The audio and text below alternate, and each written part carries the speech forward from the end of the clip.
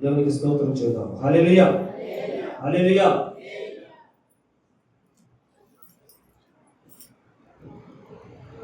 ప్రతి ఆరాధనలో గుర్తు చేస్తా, ఈ సంవత్సరం అంతా గుర్తు చేస్తా, మళ్ళా గుర్తు చేస్తా. 2026 సంవత్సరం మన సంఘానికి ఆశీర్వాదకరమైన సంవత్సరం. చెప్పండి, 2026 సంవత్సరం మన సంఘానికి ఆశీర్వాదకరమైనటువంటి సంవత్సరం. అయితే దేవుని ఆశీర్వాదాన్ని పొందుకోవాలి అంటే మనం అలా కూర్చుండిపోతే దేవుడు మాట ఇచ్చాడు కదా, దేవుడు చెప్పాడు కదా, మనకి దీవిస్తానని చెప్పాడు కదా అని అలా కూర్చుండిపోతే ఆశీర్వాదాన్ని మనం పొందుకోలేము. గుర్తుపెట్టుకోండి, ఆశీర్వాదకర సంవత్సరమే, దేవుడు వాగ్దానము చేసినటువంటి మాట వాస్తవమే. కానీ ఆ వాగ్దానాన్ని పొందుకోవాలి అంటే మనం చేయాల్సినటువంటి విషయాలు ఉన్నాయి. అందుకే ఈ సంవత్సరం అంతా కూడా ఆశీర్వాదాన్ని పొందుకోవడానికి మనం ఏమి చేయాలో ఆ విషయాలు మీకు జ్ఞాపకం చేస్తూ వస్తున్నా. చాలా విలువైనటువంటి విషయాలు, ఏవి కూడా మర్చిపోకూడదు.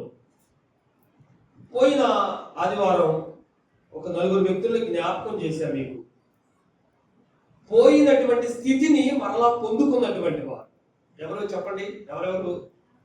ఎవరెవరు పోయినటువంటి స్థితిని మరలా పొందుకున్నటువంటి వారు? ఒకరు యోబు, రెండు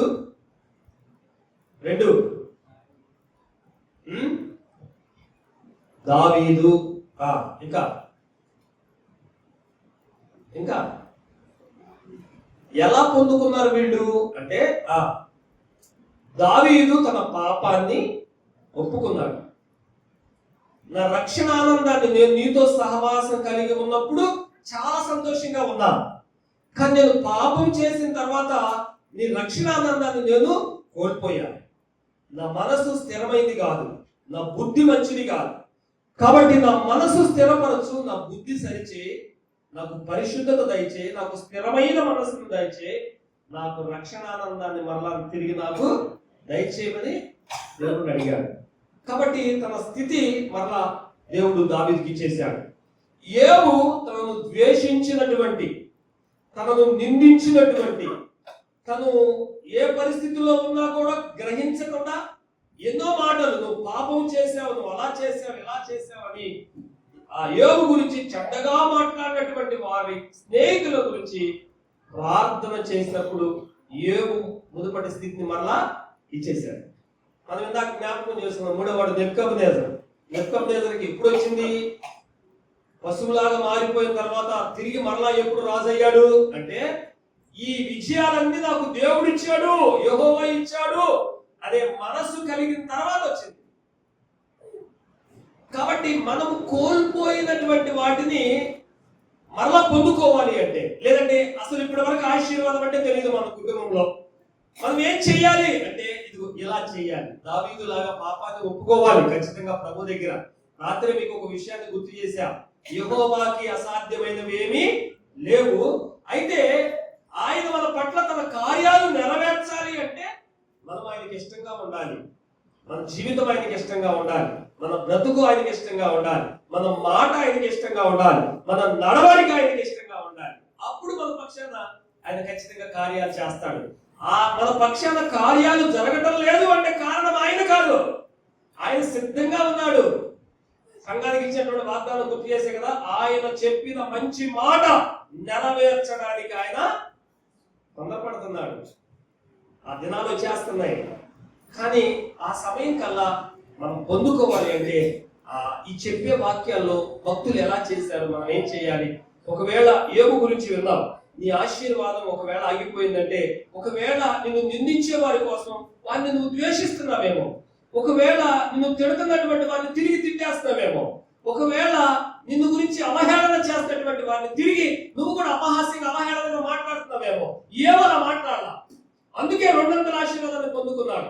ఏమేం చేశాడంటే వారి కోసం ప్రార్థన చేశాడు. అది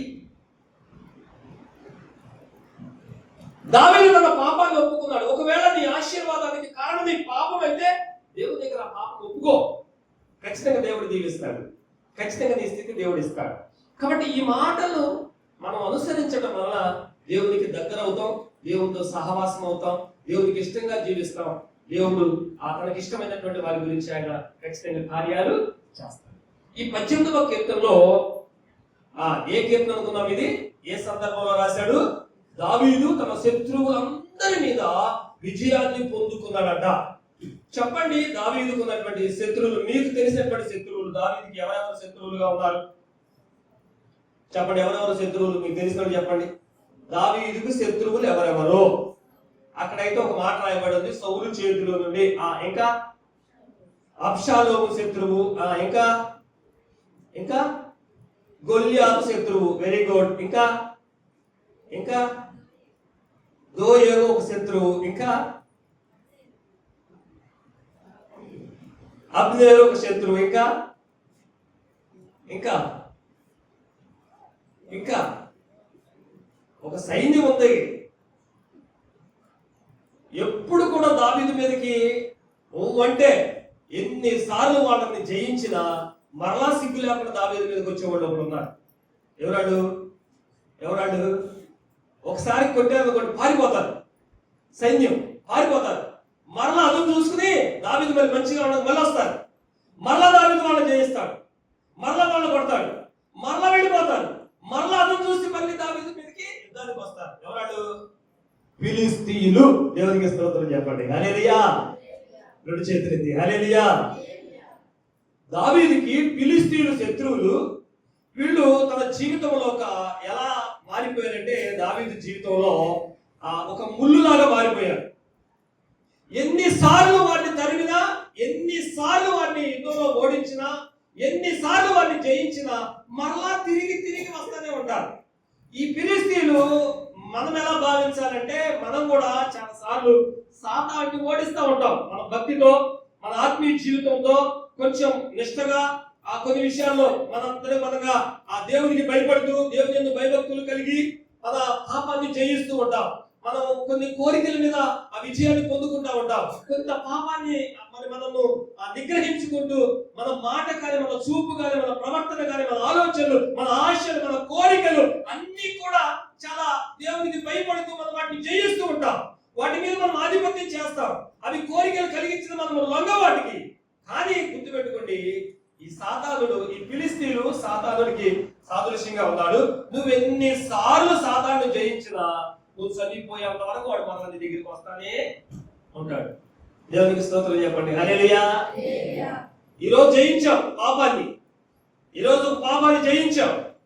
చాలా రోజుల నుంచి నువ్వు ప్రార్థన చేశావు, ప్రభువా ఈ పాపం మీద నాకు జయం కావాలి, నేను దీన్ని జయించలేకపోతున్నా, నేను దీని మీద కంట్రోల్ లేకుండా ఉండబోతున్నా, కాబట్టి నాకు విజయం కావాలి, దీని మీద నాకు ఒక ఆధిపత్యం కావాలి అని ఒక పాపం మీద ప్రభువుని అడిగితే ఒకరోజు జయించాడు. కొన్ని రోజులు, కొన్ని నెలలు, లేదంటే కొన్ని రోజులు నువ్వు ఆ పాపం మీద విజయాన్ని పొంది ఉన్నావు. కానీ గుర్తుపెట్టుకో, అరే వీడు నా మీద విజయం పొందాడే, నేను వెళితే చీ అని అన్నాడే, వీడు నేను వెళితే సాతాను అనుకోవచ్చు, నేను వెళితే వీడు నన్ను చెప్ప సాతాను అన్నాడే, కోరా అన్నాడే, అలా తిట్టాడే, అరే విజయం పొందుకున్నాడే, ఇంకా వాడి దగ్గరికి వెళ్ళకూడదు అని ఏమనుకోడు సాతాను. మరలా 2 నెలల తర్వాత, మరలా 4 నెలల తర్వాత మరలా నీ దగ్గరికి వాడు వస్తాడు. దేవునికి స్తోత్రం. హల్లెలూయా. మన జీవితం అంతా కూడా ఒక పోరాటమే సాతానుతో. అయితే ఈరోజు నేను చెప్పాలనుకున్నటువంటి కొన్ని విషయాలు ఏంటంటే, దావీదుకి నెంబర్ 1 ఎవరు శత్రువులు అంటే ఫిలిస్తీయులు శత్రువులు. 2 సౌలు శత్రువు. ఎన్నో సార్లు అంటే సుమారు 3 సార్లు దావీదును చంపాలని తరిమాడు, అరణ్యాల్లో తరిమాడు. సౌలు శత్రువు. తర్వాత అబ్షాలోము శత్రువు అయ్యాడు, తన సొంత కుమారుడే శత్రువు అయ్యాడు. తర్వాత గొల్యాతు, అంతకంటే ముందు గొల్యాతు ఒక శత్రువు అయ్యాడు. తర్వాత అమ్మోనీయులు శత్రువు అయ్యారు, శత్రువులయ్యి తన మీదకి వచ్చారు. తర్వాత రిమోనీయులు అని కొంతమంది ఉన్నారు, వాళ్ళు వచ్చారు. ఇక కొన్ని పేర్లు మనం విన్నాం, అమ్నోను, దోయేగు, వీళ్ళందరూ శత్రువులుగా పనిచేశారు. అయితే దేవుని కృప ఏంటంటే, ఎంతమంది శత్రువులు తన జీవితంలో ఎదురైనా వాళ్ళందరి మీద దేవుడు దావీదుకు విజయాన్ని ఇచ్చాడు. దేవునికి స్తోత్రం చెప్పండి. హల్లెలూయా. హల్లెలూయా. దానంతటికి కారణం మనం చదువుకుందాము. 19వ వచనంలో, విశాలమైన స్థలముకు ఆయన నన్ను తోడుకొని వచ్చెను, నేను ఆయనకు ఇష్టుడను గనుక ఇంతమంది శత్రువుల చేతిలో నుండి ఆయన నన్ను తప్పించాడు. దేవునికి స్తోత్రం చెప్పండి. హల్లెలూయా. రెండు చేతులు ఎత్తాలి. హల్లెలూయా. ఎందుకు తప్పించాడంటే దావీదుని దేవుడు తన సాక్షి రూపంలో చెబుతూ ఉన్నాడు. సౌలు చేతుల నుండి తప్పించడానికి కారణము ఇదిగో అబ్షాలోము చేతుల నుంచి తప్పించడానికి కారణము ఇదిగో దోయగు చేతుల నుంచి తప్పించడానికి కారణము అనేక సార్లు ఫిలిష్తీయుల మీద యుద్ధంలో జయం పొందడానికి కారణము ఇదిగో అమోనీయులను ఓడించడానికి కారణము ఇదిగో గొల్యాతును చంపడానికి కారణము ఏంటి అంటే నేను దేవునికి ఇష్టంగా జీవించాను, అందుకే దేవుడు నన్ను తప్పించాడు అంటున్నాడు. దేవునికి స్తోత్రం. హల్లెలూయా. ఈ పేజీ తిప్పితే తను ఎలా జీవించాడో దేవుని పట్ల మనం చూడొచ్చు. భక్తిహీనుడనై నేను నా దేవుడిని విడిచిన వాడిని కాదు, ఆయన న్యాయ విధులన్నిటినీ నేను లక్ష్య పెట్టుచున్నాను, ఆయన కట్టడలను నేను త్రోసివేసిన వాడును కాను. ఆయనకి ఇష్టంగా జీవించడం అంటే ఆయన కట్టలను అనుసరించడం, ఆయనకి ఇష్టంగా జీవించడం అంటే ఆయన ఎందుకు భయభక్తులు కలిగి జీవించడం, ఆయనకి ఇష్టంగా జీవించడం అంటే ఆయన ధర్మశాస్త్రంలో చెప్పినటువంటి ప్రతి ఆజ్ఞను నెరవేర్చడం తన జీవితంలో. దావీదు అంటున్నాడు నేను దేవునికి ఇష్టంగా జీవించాను కాబట్టి. అంటే తనకు విజయం పొందుకున్న తర్వాత మననం చేసుకుంటూ ఉన్నాడు కూర్చొని. నాకు ఎలా విజయం వచ్చింది? దేవుడే నాకు బలంగా ఉన్నాడు, దేవుడే నాకు సైన్యంగా ఉన్నాడు, దేవుడే నాకు దుర్గముగా ఉన్నాడు, దేవుడే నాకు ఉన్నతమైనటువంటి స్థలంగా ఉన్నాడు, దేవుడే నా కాళ్ళను లేడి కాళ్ళ వలె చేశాడు. కాబట్టి ఎందుకు ఇలా చేశాడు అంటే నేను దేవునికి ఇష్టంగా జీవించాను. దేవునికి స్తోత్రం. హల్లెలూయా. రెండు చేతులు ఎత్తాలి, చెబితేనే ఎత్తుతున్నారు మీరు. హల్లెలూయా. దావీదు జీవితంలో ఇన్ని విజయాలు పొందుకోవడానికి కారణం ఒకటే ఒకటి, దావీదు దేవునికి ఇష్టంగా జీవించాడు. నిజంగా ఒక ముఖ్యమంత్రి మనల్ని పొగడాలి అంటే అది గొప్పగా చెప్పుకుంటాం. మీకు తెలుసా, నేను మొన్న సభలో ఉంటే నన్ను ఎమ్మెల్యే గారు అక్కడుండి నేను ఎక్కడో ఎక్కడుంటే రే రారాజు పిలిచాడు అని చెప్పుకుంటాం.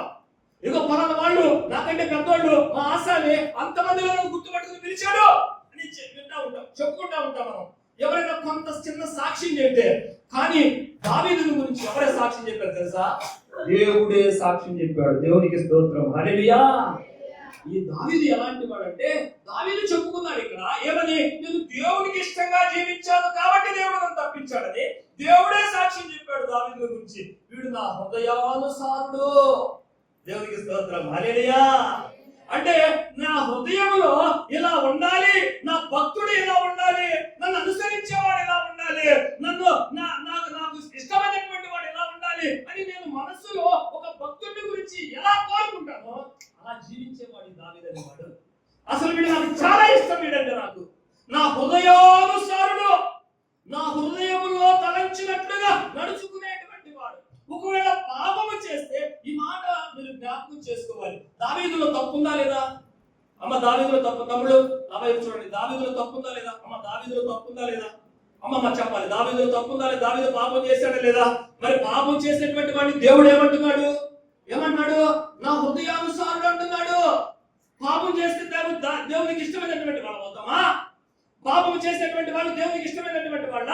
మరి ఎందుకు దేవుడు దావీదు పాపము చేసినా కూడా ఆ పాపాన్ని గుర్తుపెట్టుకోకుండా వీడు నా హృదయానుసారుడు, నాకు ఇష్టమైనట్టుగా నడిచేవాడు అంటున్నాడు అంటే దేవుని మనసు ఏంటో తెలుసా? దేవుని హృదయం ఏంటో తెలుసా?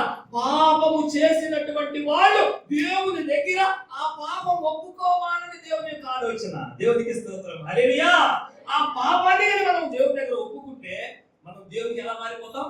హృదయానుసారులుగా మారిపోతాం. దేవునికి స్తోత్రం చెప్పండి. హల్లెలూయా. హల్లెలూయా. గద్దింపును నాతాను చేత గద్దింపును పంపిస్తే దేవుడు ఆ గద్దింపును స్వీకరించాడు దావీదు.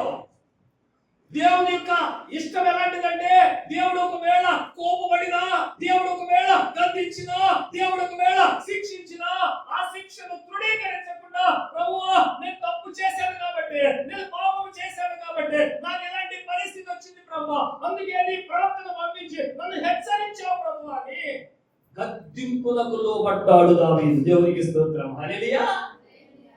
ఎందుకు దేవునికి ఇష్టం అంటే గద్దింపును స్వీకరించేవాడంటే దేవునికి ఇష్టం. దేవునికి స్తోత్రం. హల్లెలూయా. పాపాన్ని ఒప్పుకునేవాడంటే దేవునికి ఇష్టం. మళ్ళా ఆ పాపము జోలికి వెళ్ళనటువంటి వాళ్ళంటే దేవునికి ఇష్టం. కాబట్టి అలా ఇష్టంగా జీవించాడు కాబట్టి దేవుడు ఇంతమంది శత్రువుల చేతిలో నుండి దేవుడు నన్ను కాపాడాడు, నన్ను తప్పించాడు అంటున్నాడు. ఒకవేళ ఇదే ప్రశ్న మిమ్మల్ని అడిగితే మీకెవరు శత్రువులు అని అడిగితే ఏం చెప్తారు? మీకెవరు శత్రువులు? మీకెవరు శత్రువులు? అమ్మా, మీకెవరు శత్రువులు? ఎవరు అంటే మీ మనసులో ఇద్దరు ముగ్గురు వచ్చేసారు ఆల్రెడీ.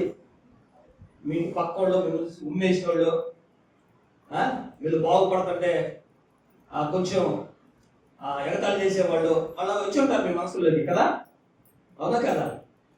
వచ్చారా లేదా? భౌతికమైనటువంటి శత్రువుల గురించి ఆలోచించద్దు కాసేపు. ఆత్మీయమైనటువంటి శత్రువులు కొంతమంది ఉన్నారు మనకి. దేవునికి స్తోత్రం చెప్పండి. హల్లెలూయా. ఈ ఇంటి పక్కన వాళ్ళు చూసి ఏడ్చేవాళ్ళు, వాళ్ళ గురించి ప్రభువుకి చెబుదాము, వాళ్ళ గురించి ప్రభువుకి ప్రార్థన చేద్దాము. భౌతికమైనటువంటి శత్రువుల గురించి కాదు, కానీ ఆత్మీయమైనటువంటి శత్రువులు గురించి ఒక ముగ్గురు శత్రువులు మనకి ఖచ్చితంగా ఉంటారు. ఆ శత్రువుల గురించి మనం మాట్లాడుకుందాం. మొదటి శత్రువు మనకి ఎవరు అంటే పేతురు పత్రిక, మొదటి పేతురు పత్రిక 5వ అధ్యాయం, మనకు తెలిసినటువంటి వాక్యమే 8వ వచనంలో మొదటి శత్రువు నిబ్బరమైన బుద్ధి కలిగినటువంటి వారమై మీ విరోధి అయిన అపవాది గర్జించు సింహము వలె ఎవరిని మృంగుదునాని వెతుకుచున్నాడు వాడు. అంటే ఎవరు విరోధి అంటే ఎవరు? శత్రువు. విరోధి అంటే శత్రువు. అంటే మనకి ప్రధాన శత్రువు ఎవరిని పేతురు చెప్తున్నాడు అంటే విశ్వాసములో ఉన్నటువంటి వారికి, రక్షణ పొందినటువంటి వారికి, దేవుని అనుసరించేటువంటి వారికి, దేవుని వాక్య ప్రకారం నడుచుకునేటువంటి వారికి. ఇదిగో దావీదు యొక్క శత్రువులను మనం చూస్తే ఒక్కొక్క సమయంలో ఒక్కొక్క శత్రువు తనకి ఎదురయ్యాడు, ఒక్కొక్క సందర్భంలో ఒక్కొక్క జాతి వారికి ఎదురైంది, అందరి మీద విజయాన్ని పొందుకున్నాడు. అయితే ఇదిగో విశ్వాసికి, దేవుని అనుసరించేటువంటి వారికి ప్రధానమైనటువంటి శత్రువు ఎవరు అంటే అపవాది, మన విరోధి అయినటువంటి అపవాది. వాడి యొక్క పరిస్థితి ఏంటంటే వీడు ఫిలిష్తీయులు లాంటి వాడి శత్రువు. ఎవరిని మృంగుదుదా, ఎవరిని మృంగుదుదా, ఎవరు దొరుకుతాడా, ఈ రోజు ఎవరు దొరుకుతాడా, ఈ గంటలో ఎవరు దొరుకుతాడా, ఎవరిని పాపంలో పడవేయాలా, ఎవరిని ఎవరిని ఎవరిని మందిరానికి రాకుండా ఆపాలా, ఎవరిని రక్షణ పొందకుండా ఆపాలా, ఎవరిని దేవునికి దూరం చేయాలా, ఎవరిని దేవుని సన్నిధికి వెళ్ళకుండా చేయాలా, ఎవరిని దేవుని సహవాసం నుంచి విడగొట్టాలా అని వాడు గర్జించు సింహములాగా. ఒకసారి గుర్తు చేసుకుంటే సింహం ఎలా తిరుగుతా ఉంటది? మెల్లిగా ఎలా అడుగులు అడిగేసుకుంటా తిరుగుతా ఉంటదా? గర్జించు సింహం అంటే వాటర్ పెడుతూ ఎవడు దొరుకుతాడు, ఎవడు దొరుకుతాడు ఈ రోజు నాకు, ఎవడు నాకు ఈ రోజు ఆహారం, ఏది అడవిలో ఏది నాకు ఆహారం ఈ రోజు అని వాడు గర్జించుతూ తిరుగులాడుతూ ఉంటాడు.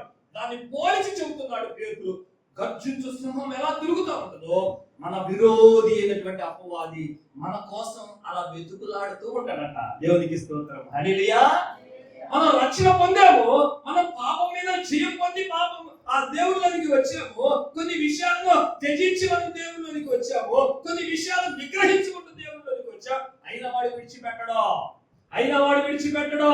నీ స్నేహితుల ద్వారా టెంప్ట్ చేస్తా ఉంటాడు, నీ కుటుంబస్తుల ద్వారా టెంప్ట్ చేస్తా ఉంటాడు, నీ ఆలోచనల ద్వారా టెంప్ట్ చేస్తా ఉంటాడు. నిన్ను ఏ విధంగా చేతనైనా సరే ఒకసారి జయం పొందినా ఒకసారి నువ్వు నెట్టివేసిన, మరొకసారి 3 సార్లు నెట్టివేసిన, 10 సార్లు నెట్టివేసిన, 100 సార్లు నెట్టివేసిన, సిగ్గు లేకుండా నీ దగ్గరికి వాడు గర్జించు సింహంలాగా వస్తా ఉంటాడు. దేవునికి స్తోత్రం. హల్లెలూయా. వాడి పనే అది, ఎవరిని మృంగుదునా అని వాడు ప్రతి నిత్యము కూడా వాడు పనిచేస్తూ ఉంటాడు. ఇంకొక వాక్యం చూడండి, ఎఫెసీయులకు రాసినటువంటి పత్రిక 6వ అధ్యాయం 10 నుంచి 12 వచనాలు చదవండి. అక్కడ ఇంకా స్పష్టంగా మన శత్రువు గురించి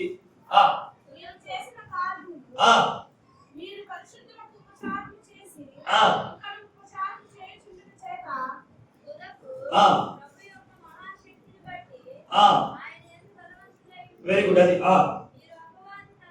మీరు అపవాది తంత్రములను ఎదురించుటకు శక్తిమంతులగునట్లు దేవుడిచ్చు సర్వాంగ కవచమును ధరించుకునుడి. ఏలయనగా మనము పోరాడునది శరీరులతో కాదు గాని ప్రధానులతోనూ అధికారులతోనూ ప్రస్తుత అంధకార సంబంధులకు లోకనాథులతోనూ ఆకాశ మండలమందున్న దురాత్మల సమూహంతో మనం పోరాటం చేస్తాం. దేవునికి స్తోత్రం చెప్పండి. హల్లెలూయా. 2 చేతులు ఎత్తాలి. హల్లెలూయా. ఎవరు మనకి శత్రువులు అంటే శరీర పరంగా మీరు ఆలోచించొద్దు, వాటిని పక్కన పెట్టండి.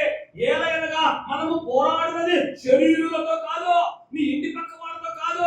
రోజు ఒక రోజు గొడవ ఉంటుంది, ఒక రోజు శత్రువులు అవుతాం, మన స్నేహితులు 2 రోజులు మాట్లాడకపోవచ్చు, మళ్ళా మనం కలిసిపోతాం. మన ఇంటి ముందు వాళ్ళు, మన సంగతులు, మన వాళ్ళు, మనతో ఉన్నటువంటి వాళ్ళు, మన బంధువులు, వాళ్ళ గురించి ఆలోచించమాకండి. శరీరానుసారం అది వాళ్ళు కాదు, శరీరపరమైనటువంటి వారి గురించి మీరు ఆలోచించొద్దు. మనం పోరాడేది ఎవరితోనంటే ప్రధానులతోనూ అధికారులతోనూ ప్రస్తుత అంధకార సంబంధులను లోకరాజులతోనూ ఆకాశ మండలమందున్న దురాత్మల సమూహముతో మనము పోరాడుతుంది. అంటే ఒక్కడితో కాదు మనం పోరాడుతుంది, అంధకార సంబంధము దురాత్మల సమూహము. అంటే ఒకట సమూహం అంటే చెప్పాలి, సమూహం అంటే ఒకటా, ఇద్దరా, ముగ్గురా? ఆ సమూహంలో ఎంతమంది ఉంటారో మనకి తెలియదు. అంటే ఈ శత్రువు అయినటువంటి సాతాను, మన ప్రధాన శత్రువు అయినటువంటి సాతాను గర్జించు సింహంలాగా వాడు ఒకవైపు తిరుగుతూ ఉంటాడు.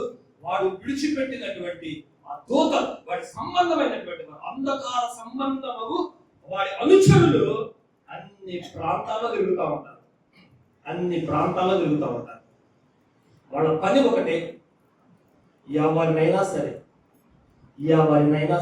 సేవకులనైనా విశ్వాసులనైనా ఎవరినైనా సరే వారి చేత పాపం చేయించాలి, దేవునికి వారిని దూరం చేయాలి, ఏదో ఒక ఆలోచన పెట్టి వారిని మందిరానికి దూరం చేయాలి, ఏదో ఒక ఆలోచన పెట్టి వారిని రక్షణకు దూరం చేయాలి, ఏదో ఒక ఆలోచన చెప్పి దేవుని దగ్గరికి రాకుండా మనం చూడాలి. ఇదే వాళ్ళ పని, రోజు అదే పని.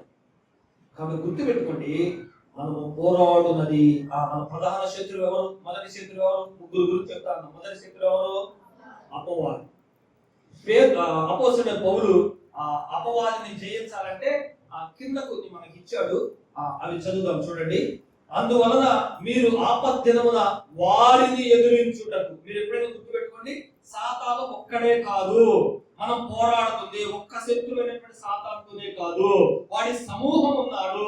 వాడు ఆకాశ మండలంలో దురాత్మల సమూహంతో అంధకార సంబంధమైనటువంటి వాళ్ళు మన వైపు వస్తూ ఉంటారు. సమూహాలుగా దిగిపోతూ ఉంటారు. కొన్ని ఊర్లలో, కొన్ని సంఘాలలో గలిబిలి చేయడానికి దిగిపోతూ ఉంటారు. వారిని గుర్తుపెట్టుకోండి. ఆ సమూహాన్ని మనం ఎదిరించాలి అంటే మనం ఏం చేయాలి? అందుచేత మీరు ఆపద్దినమందు వారిని ఎదురించుటకు సమస్తము నెరవేర్చిన వారై నిలబడుటకును శక్తిమంతులగుటకును దేవుని యొక్క సర్వాంగ కవచమును ధరించుకోండి. దేవునికి స్తోత్రం చెప్పండి. హల్లెలూయా, హల్లెలూయా. సర్వాంగ కవచం అంటే ఒకసారి గొలియాతుని జ్ఞాపకం చేసుకోండి.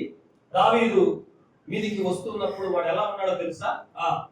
వాడు సర్వాంగ కవచం ధరించుకున్నాడు. అంటే కాళ్ళ దగ్గర నుంచి శిరస్సు వరకు ఒక జాకెట్ లాంటిది ఉంటుంది. ఇప్పుడంటే బుల్లెట్ ప్రూఫ్ వచ్చినాయి, కానీ అప్పుడు జాకెట్లు అంటే కవచాలని.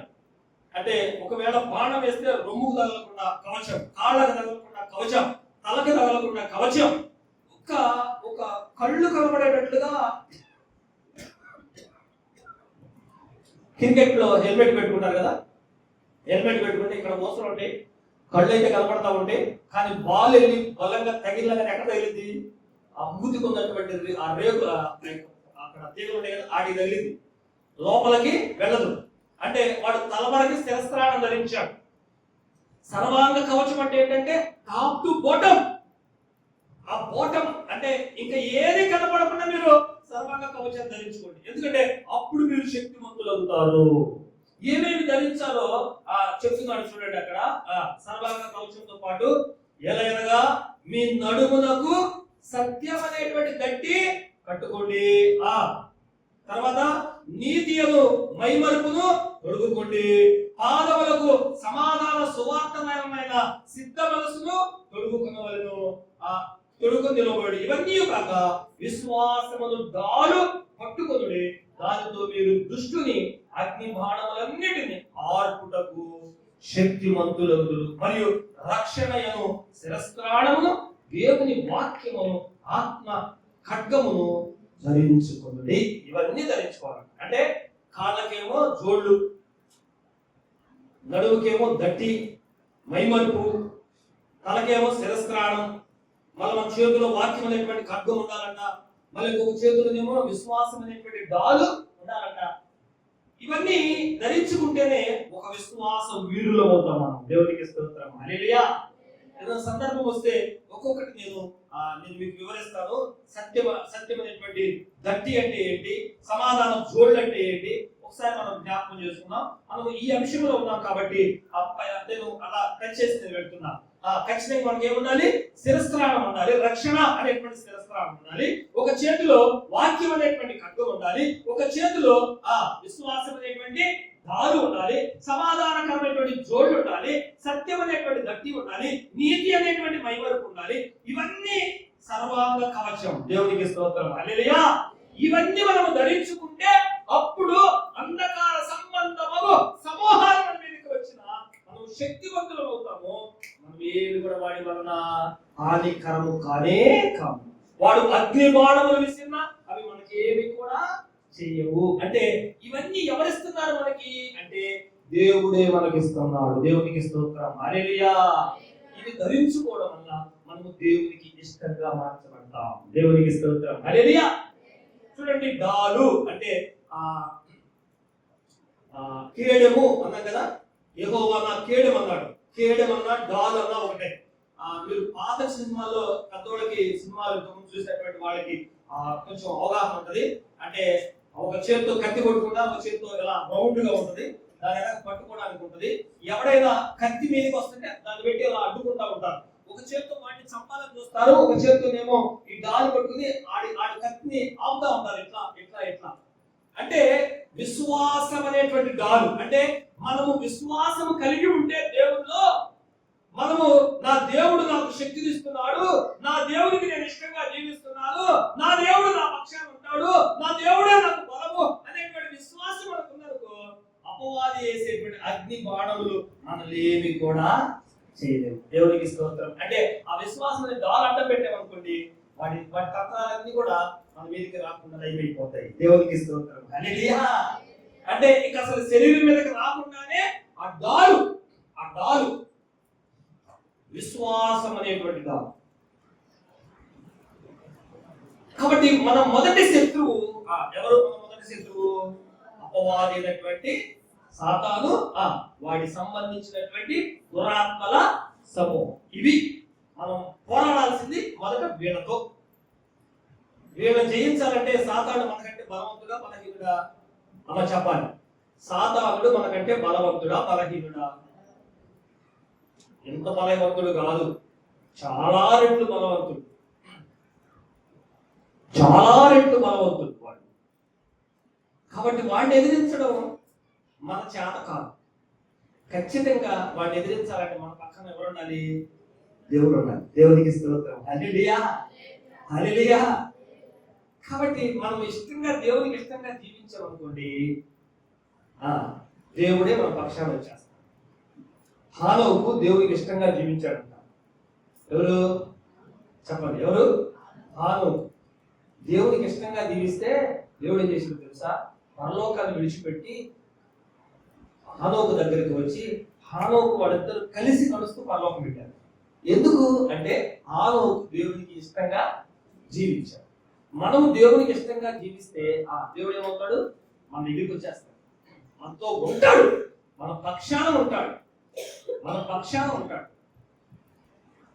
కాబట్టి మన మీదకి దాడి చేస్తే సాతాను నుండి మనం బలహీనులమే, మనం ఎదిరించలేము. కానీ మనతో దేవుడుంటే, మన పక్షాన దేవుడుంటే మనకంటే ముందు ఆయనే పట్టించుకుంటాడు, ఆయనే యుద్ధం చేస్తాడు. అందుకే దావీదు గొలియాతుతో యుద్ధం చేసినప్పుడు ఏమన్నాడు? యుద్ధము చెప్పాలి, యుద్ధము యుద్ధము యుద్ధము యుద్ధము. నేనంత పిల్లోడిని వాడి ముందు. వాడు చూడు ఎంత ఎత్తునున్నాడు, వాడు నా మీదకి వస్తున్నాడు. నేను ఒడిసిల విసరుతున్న నేనే, కానీ యుద్ధం చేస్తుంది ఎవరు అంటే ఆ ఏలా లోయలో దావీదుతో పాటు ఎవరున్నారు? దావీదుతో పాటు ఎవరున్నారు? దావీదుతో పాటు దేవుడు ఉన్నారు. దేవుడికి స్తోత్రం. హల్లెలూయా. ఎందుకు అంటే దావీదు చెప్పిన మాటను బట్టి దావీదు దేవునికి ఇష్టంగా జీవించాడు కాబట్టి ఎక్కడ యుద్ధం దావీదు వెళుతున్నా దావీదుతో పాటు ఎవరు వెళ్ళేవాడు? దేవుడు వెళ్ళేవాడు. ఆ ఎదుట ఎంత పెద్ద శత్రువు అయినా సరే వారి మీద దావీదుకి విజయాన్ని ఇచ్చేవాడు. మన మొదటి శత్రువు ఎవరు? ఒకటి సాతాను, వాడికి సంబంధించినటువంటి సమూహం, దురాత్మల సమూహం. వాడి నుంచి మనం ఎలా రక్షించుకోవాలో ఎఫెసీ పత్రికలో నీతి అనేటువంటి వైవరకు, విశ్వాసం అనేటువంటి డాలు, రక్షణ అనేటువంటి శిరస్త్రాణము, సమాధానకరమైనటువంటి జోళ్ళు, సర్వాంగ కవచం ధరించుకుంటే అప్పుడు మనం శక్తివంతులు అవుతాం. దేవునికి ఇష్టంగా జీవిస్తే వాడిని ఎదిరించగలం. రెండవ శత్రువు మనకెవరు అంటే చూడండి, యాకోబు పత్రిక 4వ అధ్యాయం 4వ వచనం.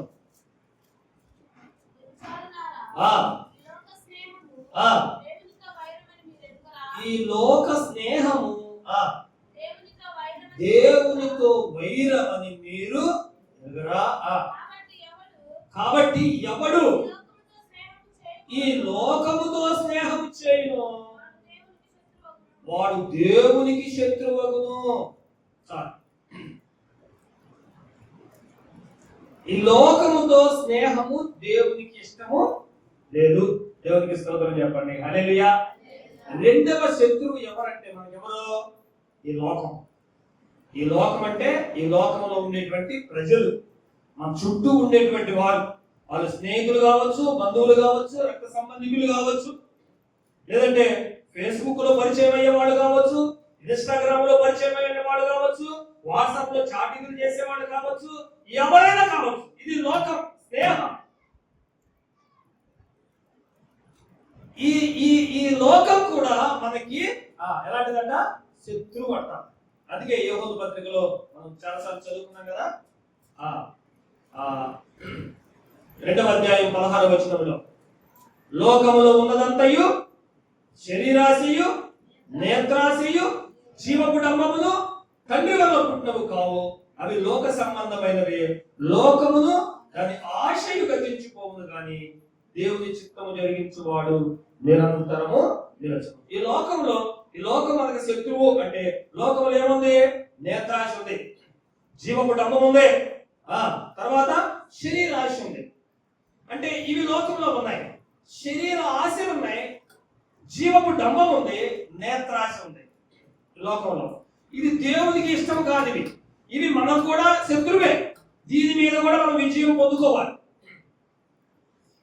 ఈ మధ్యలో 2-3 రోజుల క్రితం అనుకుంటా, ఒక అమ్మాయి ఎవడో ఫేస్బుక్ లో పరిచయం అయినటువంటి వ్యక్తిని ప్రేమించింది.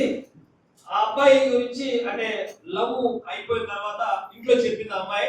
ఇంట్లో వాళ్ళు ఒప్పుకోలేదంట. ఇంట్లో వాళ్ళు, నా వైపు చూడండి, ఇంట్లో వాళ్ళు ఈ అబ్బాయి ఎక్కడ పరిచయం అయ్యాడు అంటే బంధువుల అబ్బాయి కాదు, లేదా ఒక ఊరు అబ్బాయి కాదు, లేదంటే దగ్గర ఎక్కడ తెలిసిన అబ్బాయి కాదు, ఎలా ఫేస్బుక్ లో పరిచయం అయ్యాడు. మాట కలిసింది, చాటింగ్ చేసుకున్నారు. తర్వాత ఇష్టపడ్డామని చెప్పుకున్నారు, ప్రేమించుకున్నారు. సరేలే మా అమ్మ నాన్న చెప్పి పెళ్లి చేసుకుంటాం అనుకున్నారు. అయితే అమ్మాయి ఇంట్లో చెప్పింది, తల్లిదండ్రులు ఒప్పుకోలేదు. సాధారణంగా జరిగేదే కదా, చెప్పగానే ఒప్పుకుంటారా? నేను పలానా అబ్బాయిని ప్రేమిస్తున్నాను ఒప్పుకున్నారు ఇంట్లో. పలానా అబ్బాయి వచ్చి మన కొడుకు వచ్చి పలానా అబ్బాయిని ప్రేమిస్తాను వెంటనే ఒప్పేసుకుంటామా? నా బంగారు కొండ అంటామా? వాడు కూడా ఒప్పుకోలా. అమ్మాయి ఏం చేసింది తెలుసా? ఏం చేసింది? ఊహించండి అసలు ఏం చేసి ఉండొచ్చు. మీకు తెలిసి చెప్పండి, అమ్మ మీకేం తెలుసు ఏం చేసి ఉండొచ్చు అమ్మాయి? సరే నీకు తెలిసింది, నేను చూసినప్పుడు నువ్వు చూసేవా? నేను చెప్పాలి, మీరు చెప్పండి ఏం చేసి ఉండొచ్చు అమ్మాయి? ఏం చేసి ఉండొచ్చు? తమ్ముడు ఏం చేసి ఉండొచ్చు అమ్మాయి? ఇంట్లో చెప్పింది ఒప్పుకోవాలా? ఏం చేసి ఉండొచ్చు? వాళ్ళ అమ్మ నాన్న చంపేసింది. వాళ్ళ అమ్మ నాన్న చంపేసిందంటే దేనికోసం? లోకంలో ఒక అబ్బాయిని ప్రేమించి ఆ అబ్బాయి ఇష్టపడుతున్నారని చెబితే మీరు ఒప్పుకోవట్లేదని వాడు పెద్దోళ్ళు, పాపం చాలా పెద్దోళ్ళు, ఒక 50-51 ఏమో ఆ మధ్యలో ఉన్నట్టున్నారు. వాడు చంపేసింది. ఏం కోరుకుంటుంది? ఇప్పుడు అమ్మాయి జైల్లో ఉన్నది, చంపిందని తెలిసిపోయింది.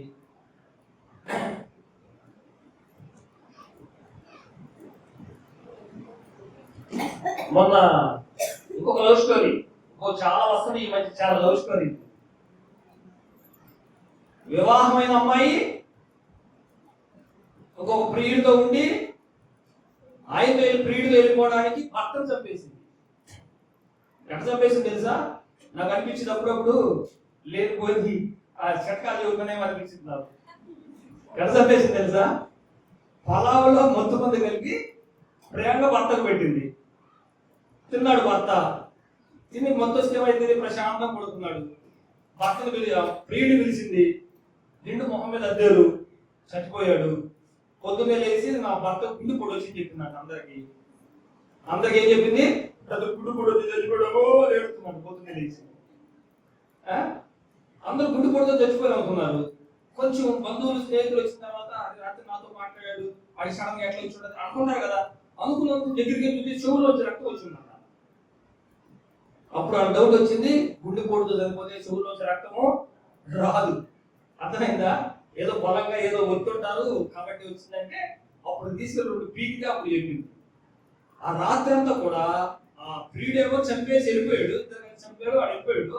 ఈమె ఫోన్లో పోర్న్ వీడియోలు అంటే చెడ్డ వీడియోలు అవి చూస్తా గడిపిందంట చచ్చిపోయిన భర్త దగ్గర. ఏ మాత్రం భయం లేకుండా పోలీసులు తీసుకెళ్తే ఏ మాత్రం భయం లేదు. తెలిసిపోతే నేనే చంపేశాను నా భర్తనే చెబుతుంది.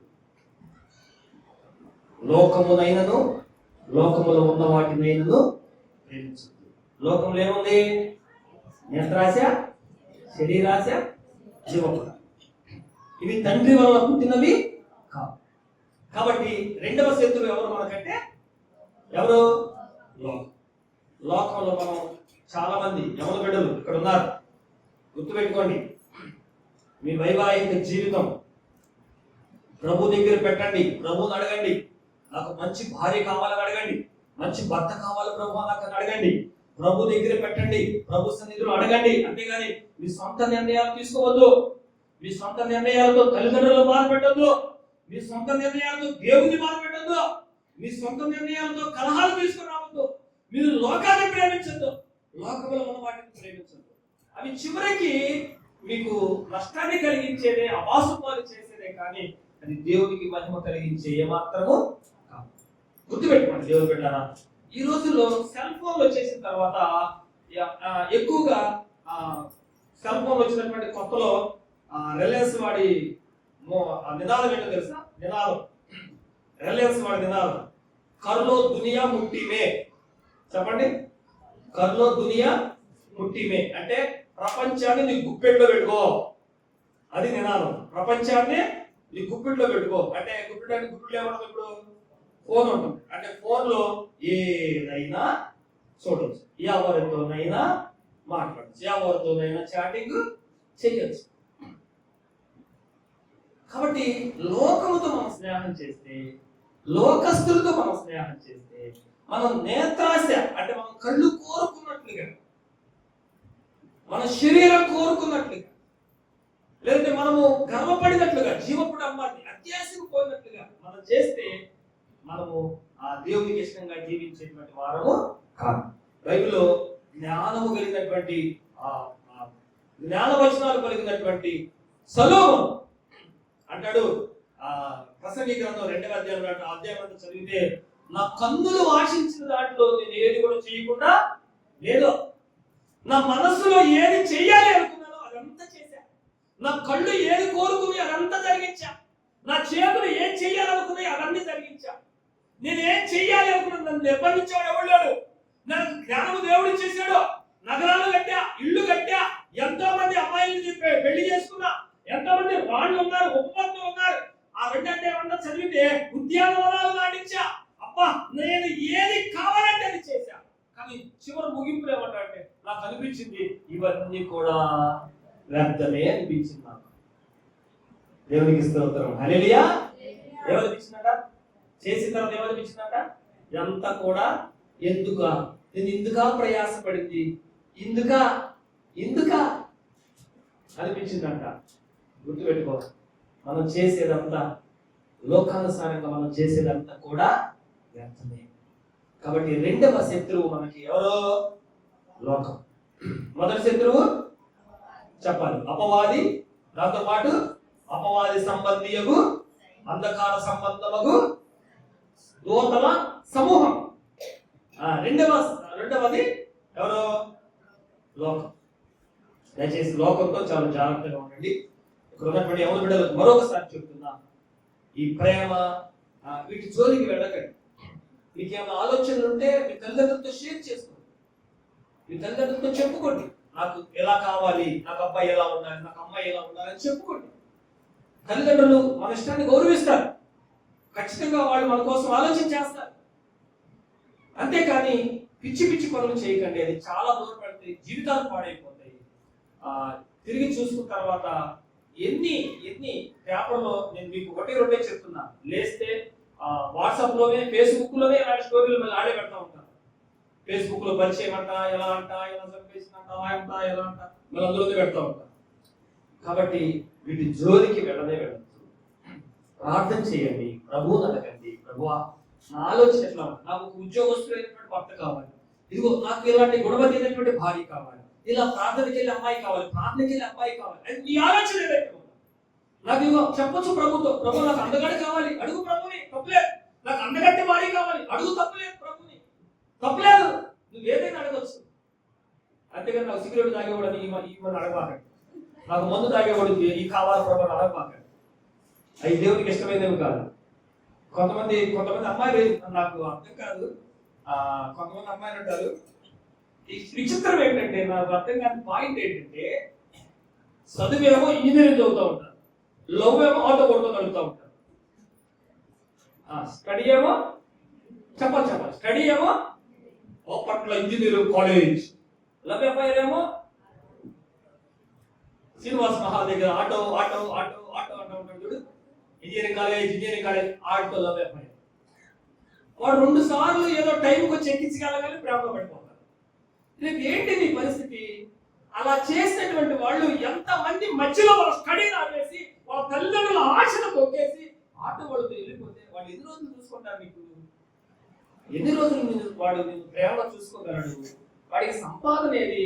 నువ్వు కూడా వాడితో ఆటోలో తిరగటమేగా, ఇంకేమన్నా లైఫ్ ఉందా? చాలా మంది, నేను మన గురించి కాదు, చాలా మంది నేను చూసా. అమ్మాయిలు బాగుంటారు చక్కగా, అంటే మేము కొంచెం పొద్దుపోయిందని కొంచెం ఫ్రైడ్ రైస్ కట్టించుకుంటాను. ఎందుకంటే చిన్ని బాబు వయసున్న వాడు ఏజీ కాలేజీ ఆ రోడ్లో నడుచుకుంటూ వెళ్తాను. నలుగురు, ప్రతి ఒక్కరి చేతులు ఏముంది? సిగరెట్. వాడు తాగుడు గురించి చెప్పుకుంటా వెళ్తున్నాడు. వేరే ప్రాంతాల నుంచి వచ్చారు వాళ్ళు ఇంజనీరింగ్, ఏజీబీఎస్ ఏదో చదువుతున్నారు. చిన్న పిల్లలు, అజయ్ గారు అంత వయసు ఉన్నది. వాడు సిగరెట్లు తాగుతున్నారు, మందుకు అలవాటు పడిపోతున్నారు. ఎవరినో ప్రేమిస్తారు, వాళ్ళకి డ్రగ్స్ అలవాటు.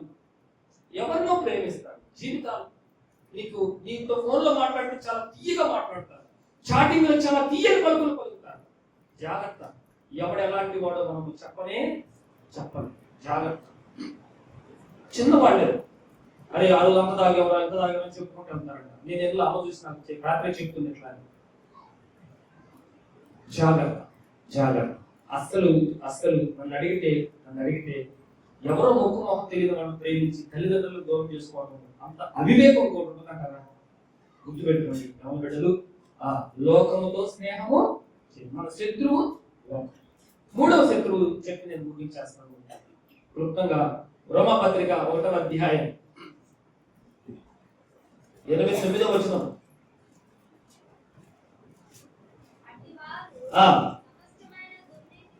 సమస్తమైన దుర్నీతి చేతను, దుష్టత్వము చేతను, లోభము చేతను, ఈర్ష్య చేతను, మత్సరము, కపటము, వైరమను, ఇవన్నీ కూడా అంటే శరీరములో కలిగేవి. ఇవన్నీ కూడా మనకి శత్రువులంట, విశ్వాసమైనటువంటి మనకి. ఇంకొకసారి చదువు. అందరూ చూడండి ఆ మాట. సమస్తమైన దుర్నీతి చేతను, దుష్టత్వము చేతను, లోభము చేతను, ఈర్ష్య చేతను నిండుకొని మత్సరము, నరహత్య, కలహము, కపటము, వైరమును వాటితో నిండిన వారై కొండెగాండ్రును, అపవాదుకులను, దేవద్వేషులను, హింసకులను, అహంకారులను, ఇంకములాడు వారును, చెడ్డవాటిని కల్పించువారును, తల్లిదండ్రులకు అవిధేయులను, అవివేకులను. వీళ్ళందరూ దేనికి సాదృశ్యం అంటే మన శరీరానికి సాదృశ్యం. ఈ కలం ఎక్కడ ఉండదు మనకి, మత్సరం ఎక్కడ ఉండదు మనకి, మన శరీరం. మూడవ శత్రువు మన శరీరమే మనకి సుమతి శతకం. తన కోపమే తనకు చెప్పాలి, తన కోపమే తనకు శత్రువు. అంటే కోపం ఎక్కడి నుంచి వస్తుంది, ఎక్కడి నుంచి వస్తుంది, ఎక్కడి నుంచి వస్తుంది, ఎక్కడి నుంచి వస్తుంది, తన్నుకుంటూ వస్తుంది. ఒకసారి ఆమె కూడా వస్తూ ఉంటుంది, నాకు తన్నుకుంటూ వస్తూ ఉంటుంది. తన కోపమే తనకి శత్రువు. అంటే మన శరీరమే మనకి శత్రువు. ఈ శరీరం ఏం చేస్తుందంటే పాపం చేయడానికి మనను పురికొల్పుతాము. గలతీ పత్రికలో చూడండి, గలతీలకు రాసినటువంటి పత్రిక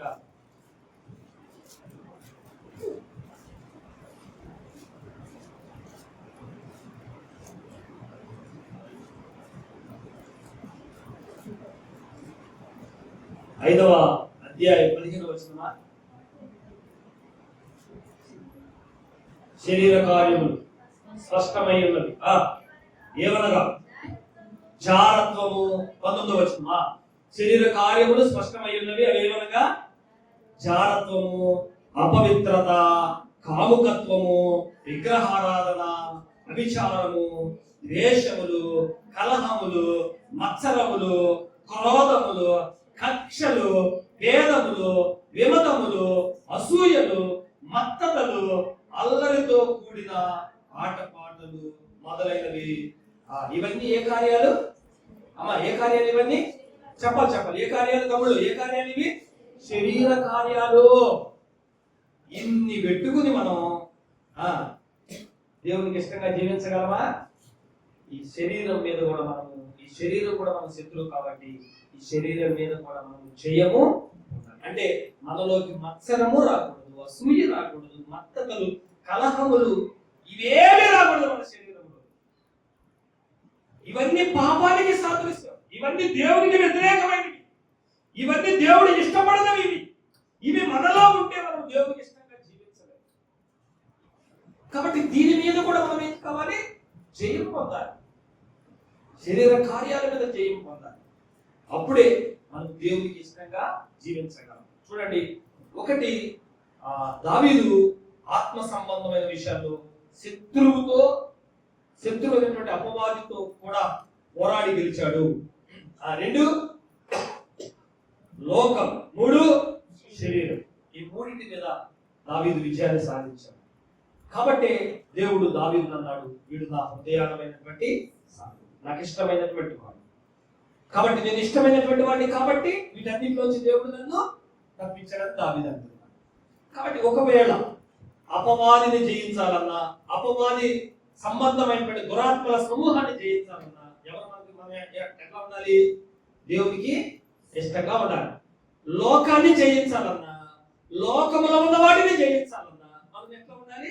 దేవునికి ఇష్టంగా జీవించాలి. శరీరాన్ని జయించాలన్నా, శరీర కోరికల మీద మనం జయం పొందాలన్నా ఎవరికి ఇష్టంగా ఉండాలి? మనము దేవునికి ఇష్టంగా ఉండాలి. అప్పుడు దేవునికి ఇష్టంగా జీవిస్తే మనమే చెబుతాం దావీదులాగా, నేను దేవునికి ఇష్టడను కనుక నా శరీరం మీద దేవుడు నాకు జయాన్ని ఇచ్చాడు. నేను దేవునికి ఇష్టడను కనుక అపవాది సంబంధము దురాత్మల సమూహం మీద నాకు విజయాన్ని ఇచ్చాడు. నేను దేవునికి ఇష్టమైనటువంటి వాడిని కనుక ఆ లోకం మీద నాకు జయాన్ని ఇచ్చాడు. మనం కూడా అప్పుడు ఇలాంటి కీర్తన రాయొచ్చు. ఏమని? యెహోవా నా బలం. నిజంగా కొన్ని పాపాలు జయించడానికి ఎంత బలం కావాలో, అది శరీర బలం కాదు, నిగ్రహ బలం. ఒక తాగుబోతు వ్యక్తి ఉన్నాడు అనుకోండి, ఆ వ్యక్తి మా ఇంటి దగ్గర చూస్తూ ఉంటాం కదా, అంటే మరి ఎందుకు తాగలేకుండా ఉండలేరో మనకు అర్థం కాదు. మనం బయట ఉన్నాం కాబట్టి మనకు అర్థం కాదు. పొద్దున్నే పాసిమోహానే తాగొస్తారు. అంటే ఆ తాగుని వాళ్ళు ఏం చేయలేకపోతున్నారు? జయించలేకపోతున్నారు. దాని మీద బలం లేదు. అంటే మనం జయించేటువంటి బలం వాళ్ళకి లేదు. అది శరీర బలం కాదు, నిగ్రహించుకునే మనసు, ఆ బలం. మనం దేవునికి ఇష్టంగా జీవిస్తే అప్పుడు దాని మీద ఆ బలాన్ని, ఆ నిగ్రహించుకునేటువంటి శక్తి దేవుడు మనకి ఇస్తాడు. కాబట్టి దేవుడు బిడ్డలారా, దావీదు శత్రువులైనటువంటి అనేక మంది మీద, అందులో బలవంతులు ఉన్నారు, గొలియాతు ఉన్నాడు, సౌలు ఉన్నాడు, తన సొంతబడినటువంటి అబ్షాలోము ఉన్నాడు, తర్వాత ఫిలిస్తీన్లు ఉన్నారు. ఇది ఒక్కొక్క మన శరీరానికి ఒక్కొక్క దానికి ఒక్కొక్క ఫిలిస్తీన్లు దురాత్మల సమూహం అనుకోండి, వాళ్ళు వస్తూనే ఉంటారు. ఫిలిస్తీన్ల మీద, అమోనీయుల మీద, రిమోనీయుల మీద, వీళ్ళందరి మీద జయం పొందాడు. ఎవడు శత్రువు అంటే వాడి మీద జయం పొందాడు. మనకి శత్రువైనటువంటి ఈ మూడింటి మీద మనం జయం పొందాలి అంటే మనం దేవునికి ఇష్టంగా జీవించాలి. నేను దేవునికి ఇష్టం కనుక వీటన్నిటిలోంచి దేవుడు నన్ను తప్పించాడు. మనం దేవునికి ఇష్టంగా జీవిస్తే వీటన్నిటిలోంచి కూడా దేవుడు మనను తప్పిస్తాడు. కాబట్టి దేవుడు ఉన్నారా, ఈ 2026వ సంవత్సరం ఖచ్చితంగా దేవుడు ఇచ్చినటువంటి వాగ్దానాన్ని నీ జీవితంలో, నీ కుటుంబంలో నువ్వు పొందుకోవాలి అంటే ఖచ్చితంగా దేవునికి ఇష్టంగా నీవు చెప్పాలి. దేవునికి అంతా చెప్పండి, దేవునికి ఇష్టంగా జీవించాలి. అప్పుడు దేవుడు నీ పక్షంగా వచ్చేస్తాడు, నీ పక్కకు వచ్చేస్తాడు, స్నేహం చేస్తాడు. ఇప్పుడు నేను ఇంకో స్నేహితుడు కలిసి వెళ్తున్నాం అనుకోండి, నా స్నేహితుడు చాలా బలం కలిగినటువంటి వాడు అనుకోండి, ఇద్దరం కలిసి వెళ్తున్నాం. అప్పుడు వరకైతే వాడు లేడు, 1-2 సార్లు నేను ఒక్కడే వెళ్ళినప్పుడు కొంతమంది ఇద్దరు కుట్టారు, నాకంటే కొంచెం బలవంతులు. కానీ నాతో వచ్చేవాడు ఇంకా బలవంతుడు అనుకోండి, వాడు నాతో కూడా వస్తాడు. ఇద్దరు స్నేహం చేసుకుంటా వెళ్తున్నాం, మాట్లాడుకుంటా వెళ్తున్నాం. నా మీద ఎవరైనా దాడి చేస్తే వీడు చూస్తా ఉంటాడా? వీడు నాకంటే బలవంతుడు, వాడికంటే బలవంతుడు, చూస్తా ఉండలేడు. ఎందుకు? నేను స్నేహితుడిని, వాడికి ఇష్టమైనటువంటి వాడిని, వాడంటే నాకు ఇష్టం, నేనంటే వాడికి ఇష్టం. నా మీద దెబ్బ పడితే వాడు ఊరుకోడు, వాడికంటే బలవంతుడు నా పక్కన ఉన్నాడు, నా పక్షాన ఉన్నాడు. కాబట్టి వాడు దెబ్బ వేసి నా మీద ముందు వీడు కనిపించుకుంటాడు. కాబట్టి దేవుడు మన పక్షాన ఉంటే అసలు సాతాను మన దగ్గరికి రానే. దేవుడు మన పక్షాన ఉండాలి, మనతో ఉండాలంటే మనం దేవునికి ఇష్టంగా జీవించాలి. కాబట్టి దేవునికి ఇష్టంగా జీవించండి, అప్పుడు అపవాదిని మనము ఎదిరించవచ్చు. దేవునికి ప్రార్థన చేయండి, అప్పుడు అపవాదిని మనము ఎదిరించవచ్చు. కాబట్టి దేవుడు బిడ్డలారా, ఈ 2026వ సంవత్సరం ఆశీర్వాదకరంగా నీ కుటుంబంలో దేవుని యొక్క కార్యాన్ని చూడాలి అంటే ఖచ్చితంగా దావీదులాగా హృదయానుసారుడుగా, అంటే ఒకవేళ మీలో కూడా ఏదైనా తప్పు చేసి ఉంటే, ఏదైనా పాపం చేసి ఉంటే ప్రభు దగ్గర పశ్చాత్తాపడి ఆ పాపాన్ని ఒప్పుకోండి, క్షమించమని అడగండి. ఒక్కసారి నీ తప్పును దేవుడు క్షమించాడంటే ఇక ఆ పాపాన్ని దేవుడు గుర్తుపెట్టుకోనే క్షమిస్తాడు. దేవుడికి ఇష్టంగా మారిపోతాడు, దేవుడు నీ పక్షం అయిపోతాడు, దేవుడు నీ స్నేహితుడు అయిపోతాడు. నీ మీదకి ఎవరు వచ్చిన దేవుడు ఊరుకోడు. కాబట్టి నీ పక్షాన దేవుడు యుద్ధం చేస్తాడు, నీ పరిస్థితులన్నిటిని కూడా దేవుడు మార్చేస్తాడు. ఎంత సంతోషం ఉందా వీరికి, నా శత్రువులందరి మీద నాకు విజయాన్ని ఇచ్చాడు, ఆయన నా బలము, నా కోట, నా శైలము, నా దుర్గము, నా ఉన్నతమైన స్థలము, నా రక్షణ, నా దేవుడు ఆయనే. ఎంత గొప్పగా చెప్తున్నాడు. నీ వీటన్నిటిని జయించిన తర్వాత ఒక ఉన్నత స్థితిలోకి వెళ్ళిన తర్వాత నువ్వు కూడా దేవుడిని కనపరుస్తావు, నువ్వు కూడా దేవుడిని స్తుతిస్తావు. అట్టి కృప సాతాను మీద, సాతాను సంబంధమైనటువంటి దురాత్మల సమూహం మీద దేవుడు మనకి విజయాన్ని ఇచ్చును గాక. లోకం మీద మనకు దేవుడు విజయాన్ని ఇచ్చును గాక. మన శరీరం మీద దేవుడు మనకు విజయాన్ని ఇచ్చును గాక. మనం దేవునికి ఇష్టంగా జీవించే కృప దేవుడు దయచేయను గాక. దేవుడు మనతో సన్నిహితంగా ఉండి దేవుడు తన ఆశీర్వాదాలు మనకి ఇచ్చును గాక. దేవుడి కొద్ది మాటలు దీవించి ఆశీర్వదించును గాక. వీరు తన శత్రువులందరి మీద విజయాన్ని పొందారు. దావీదు ఏమంటున్నాడంటే, నేను దేవునికి ఇష్టడను కనుక ఆయనను ఇంతమంది శత్రువుల చేతి నుంచి తప్పించాను. నువ్వు దేవునికి ఇష్టంగా జీవిస్తే